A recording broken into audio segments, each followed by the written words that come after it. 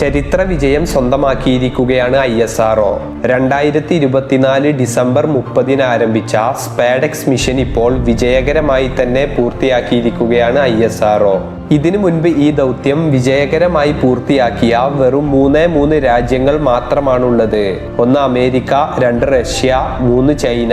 ഇപ്പോൾ ഇതാ ഇന്ത്യ കൂടി ഈ ലിസ്റ്റിലേക്ക് ഇടം പിടിച്ചിരിക്കുകയാണ്. 2024 ഡിസംബറിൽ ആരംഭിച്ച സ്പാഡെക്സ് മിഷൻ ഒരു സ്പേസ് ഡോക്കിംഗ് എക്സ്പെരിമെന്റ് ആണ്. അതായത് 2 സ്പേസ് ക്രാഫ്റ്റുകൾ തമ്മിൽ ബഹിരാകാശത്ത് വെച്ച് കൂട്ടിയോജിപ്പിക്കുന്നതിനെയാണ് സ്പേസ് ഡോക്കിംഗ് എന്ന് പറയുന്നത്. എന്താണ് ISROയുടെ സ്പാഡെക്സ് മിഷൻ എന്നും ഈ ദൗത്യം കൊണ്ട് ഭാവിയിൽ എന്തൊക്കെ ഉപയോഗങ്ങളാണ് ഉണ്ടാവുക എന്നും കൂടാതെ ഇതെങ്ങനെയാണ് നമ്മുടെ ഇന്ത്യയുടെ സ്പേസ് സ്റ്റേഷനായ ഭാരതീയ അന്തരീക്ഷ സ്പേസ് സ്റ്റേഷൻ വിക്ഷേപിക്കുന്നതിൽ സഹായിക്കുക എന്നതൊക്കെ വിശദമായി തന്നെ നമുക്ക് നോക്കാം.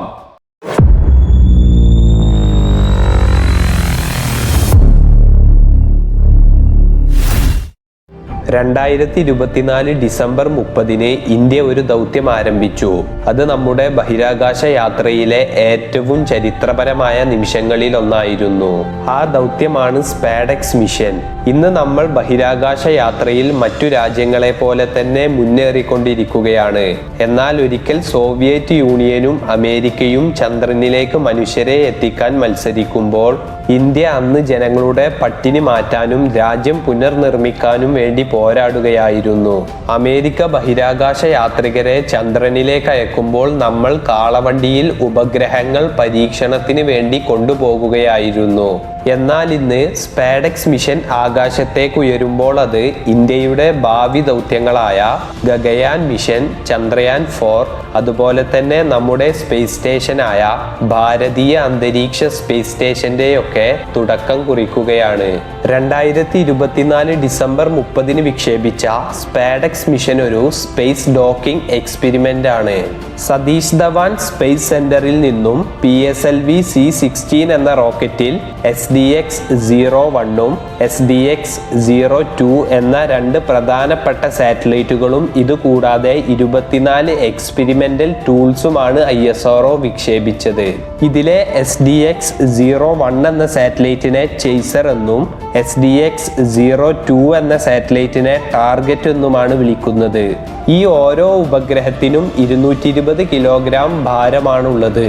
റോക്കറ്റ് വിക്ഷേപിച്ച് ഭൂമിയിൽ നിന്ന് ഏകദേശം 476 കിലോമീറ്റർ ഉയരത്തിലെത്തുമ്പോൾ ഈ 2 ഉപഗ്രഹങ്ങളെയും 10 to 20 കിലോമീറ്റർ അകലത്തിൽ വ്യത്യസ്ത ദിശകളിലേക്ക് വിക്ഷേപിക്കും. ഈ 2 സാറ്റലൈറ്റുകളും മണിക്കൂറിൽ 28,800 കിലോമീറ്റർ അല്ലെങ്കിൽ സെക്കൻഡിൽ 8 ലക്ഷം സെന്റിമീറ്റർ വേഗതയിൽ ഭൂമിയെ ഒരു സർക്കുലാർ ഓർബിറ്റിലായിരിക്കും വലം വെക്കുന്നത്. ശേഷം ഈ 2 ഉപഗ്രഹങ്ങളും തമ്മിലുള്ള വേഗത ത്രസ്റ്ററുകൾ ഉപയോഗിച്ച് ഘട്ടം ഘട്ടമായി കുറച്ചു കൊണ്ടുവരികയും മണിക്കൂറിൽ ഏകദേശം 0.036 കിലോമീറ്റർ ആയി കുറക്കുകയും അതിനുശേഷം പതുക്കെ ഡോക്കിംഗ് പ്രോസസ്സിലേക്ക് കടക്കുകയും ഈ 2 ഉപഗ്രഹങ്ങളെയും പരസ്പരം കൂട്ടിച്ചേർക്കുകയും ചെയ്യും. ഇതിനെയാണ് സ്പേസ് ഡോക്കിംഗ് എന്ന് വിളിക്കുന്നത്.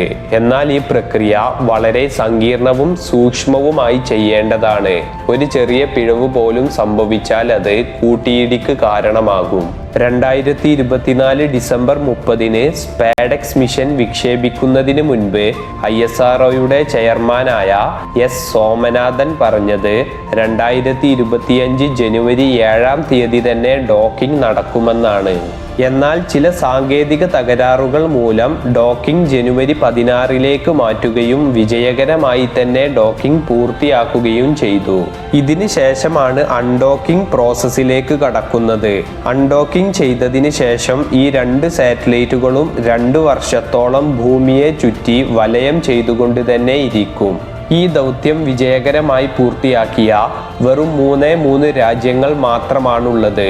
1 അമേരിക്ക, 2 റഷ്യ, 3 ചൈന.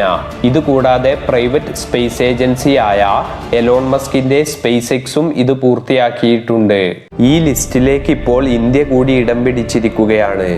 ഏകദേശം 124 കോടി രൂപ ചെലവഴിച്ചിട്ടാണ് ഇന്ത്യ ഈ ദൗത്യം നടത്തിയിരിക്കുന്നത്.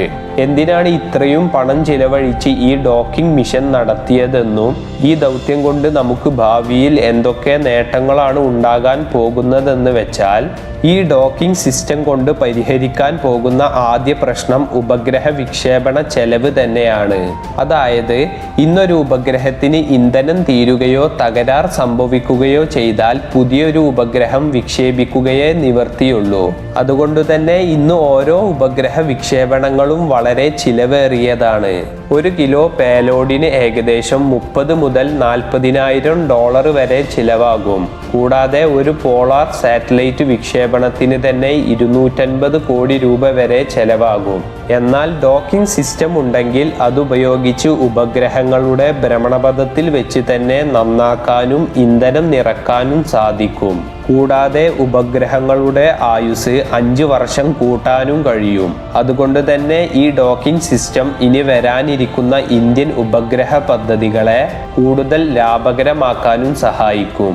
ഇതുകൂടാതെ ഇനി വരാനിരിക്കുന്ന ഭാവി ദൗത്യങ്ങളായ ചന്ദ്രയാൻ 4നും ഗഗയാൻ മിഷനും ഈ ഡോക്കിംഗ് സംവിധാനം അത്യാവശ്യമാണ്. അതായത് ചന്ദ്രയാൻ 3 പോലെയുള്ളൊരു മിഷനല്ല ചന്ദ്രയാൻ 4. ചന്ദ്രയാൻ 4 ചന്ദ്രന്റെ ഉപരിതലത്തിൽ പോയി അവിടെ നിന്നും ചന്ദ്രന്റെ പാറയും കല്ലും ഉൾപ്പെടെയുള്ള സാമ്പിൾസ് കളക്ട് ചെയ്ത് തിരിച്ച് ഭൂമിയിലേക്ക് എത്തിക്കുന്ന ദൗത്യമാണ് ചന്ദ്രയാൻ 4 മിഷൻ. അതുകൊണ്ട് തന്നെ കുറച്ചുകൂടെ ഭാരമുള്ള സ്പേസ് ക്രാഫ്റ്റിനെ വേണം നമുക്ക് ചന്ദ്രയാൻ 4ന്റെ ഭാഗമായിട്ട് ചന്ദ്രനിലേക്ക് അയക്കാൻ. എന്നാൽ ഇത്രയും ഭാരമുള്ളൊരു സ്പേസ് ക്രാഫ്റ്റിനെ അയക്കാൻ നമ്മുടെ നിലവിലെ സാങ്കേതിക വിദ്യകൾ ഉപയോഗിച്ചുകൊണ്ട് പറ്റില്ല.